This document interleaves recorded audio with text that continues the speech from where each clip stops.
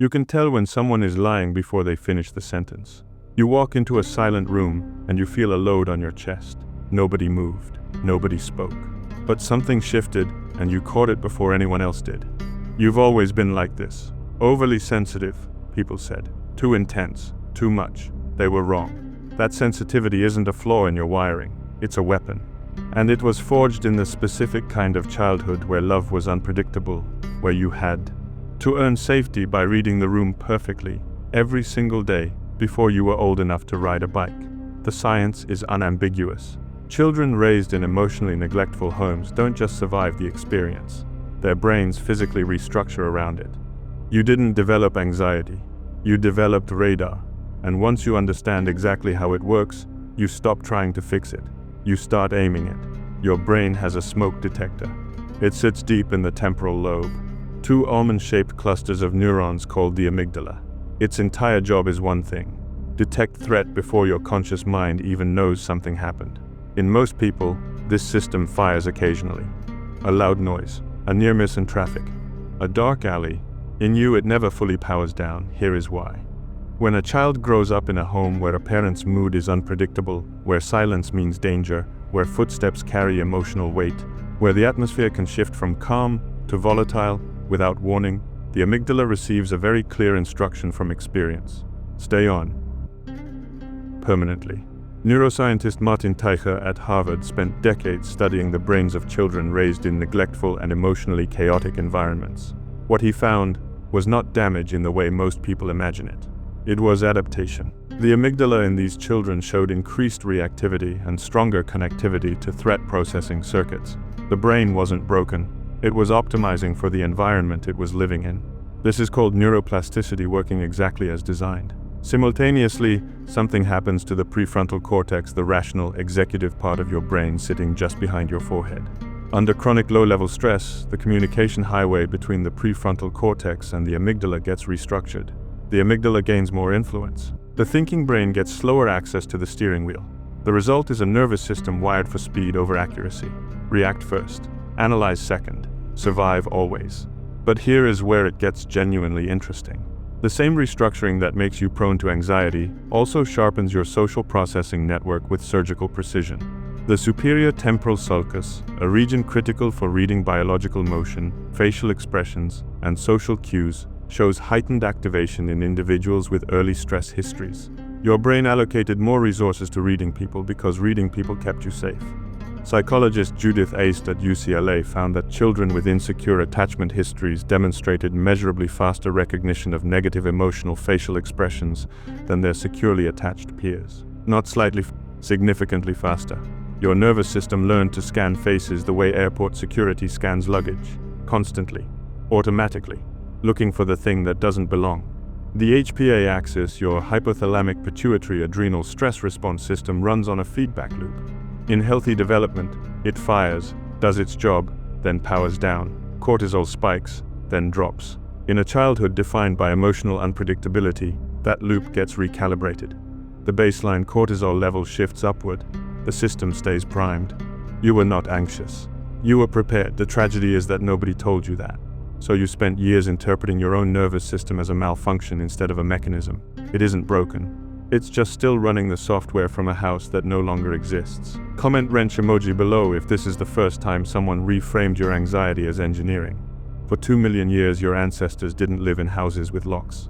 They lived in groups where the most dangerous thing in the environment wasn't a predator.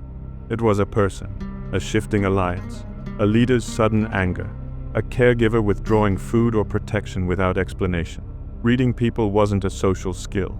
It was the difference between eating and starving, between belonging and exile. Exile, for most of human history, meant death. So the brain that survived was the brain that stayed alert to human behavior. The child who detected a caregiver's darkening mood early enough to adjust their behavior, that child got more resources, more protection, more survival. Natural selection didn't build anxious people. It built accurate people. Your childhood didn't create something foreign in your brain. It activated something ancient. The modern conflict is this: ancient system has no off switch. It was never meant to have one. Tribal environments were genuinely dangerous, consistently. But you now live in a world where most rooms are safe. and your nervous system still treats every silent dinner table like a potential ambush. The superpower and the suffering share the exact same source code. This isn't theory, the data is substantial. In 1998, Vincent Felitti published the ACE study Adverse Childhood Experiences, over 17,000 patients. The findings were so striking that the CDC helped fund it. Children who scored high on emotional neglect metrics showed measurably altered stress response systems well into adulthood, not as a psychological metaphor, as biological fact. Then there's Bessel van der Kolk. His decades of clinical research consolidated in his landmark work on trauma and the body demonstrated one consistent finding. The body keeps a precise physiological record of every environment it learned to survive in. Your tight shoulders in a tense meeting aren't stress, they're memory. But here's the data most people never hear. A study published in the journal Child Development found that children with histories of emotional unpredictability at home significantly outperformed peers in identifying concealed emotions from facial expressions alone. Not self-reported sensitivity, measured, controlled laboratory performance. Your radar has receipts. Comment brain emoji below if you've always known something was off in a room before anyone else admitted it. Nobody tells you this part.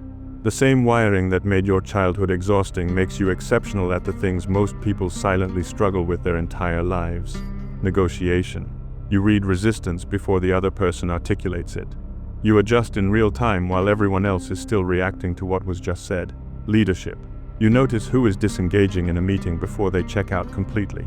You catch the unspoken tension between two colleagues that everyone else walks past. Intimacy. You feel shifts in a relationship before your partner has words for them. That's not paranoia, that's precision. Psychologist Tara Collins at the University of Nevada found that individuals with insecure attachment histories demonstrated significantly higher emotional accuracy scores in close relationships when they learned to trust their own signals rather than dismiss them. The problem was never the sensitivity. The problem is that you were trained to treat your own perception as a liability. Too sensitive, overreacting, reading into things. You weren't reading into things.